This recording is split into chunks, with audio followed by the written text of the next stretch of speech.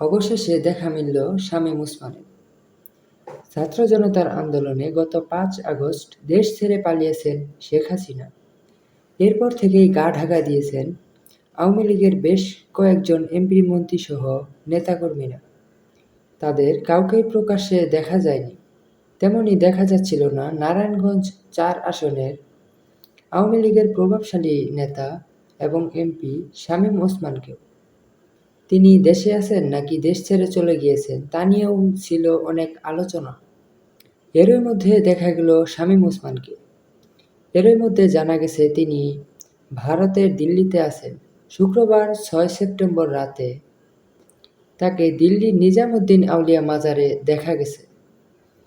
ভারতের একটি বিশ্ববিদ্যালয়ে অধ্যয়নরত বাংলাদেশি আকাশ হক তাকে মাজারে দেখেছেন। রাত ৯টা ৫ মিনিটে শামীম ওসমানের ছবি তুলেছেন ওই ব্যক্তি। দেশের শীর্ষস্থানীয় সংবাদ মাধ্যম যমুনা টেলিভিশনকে আকাশ হক বলেছেন, আকাশ হক রাতে দিল্লির নিজামুদ্দিন আউলিয়া মাজার জিয়ারত করতে যান। এ সময় তিনি শামীম ওসমানকে দেখতে পান। শামীম ওসমানের সাথে তার পরিবাররাও ছিলেন। প্রমাণস্বরূপ তিনি ছবিও তুলে রেখেছিলেন। সর্বশেষ বাংলাদেশে ৩ আগস্ট রাতে শামীম ওসমানকে দেখা গিয়েছিল। এরপর থেকে গা ঢাকা দিয়েছিলেন আওয়ামী লীগের এই প্রভাবশালী নেতা। অবশেষে দিল্লির নিজামুদ্দিন আউলিয়া মাজারে তার দেখা পাওয়া গেল।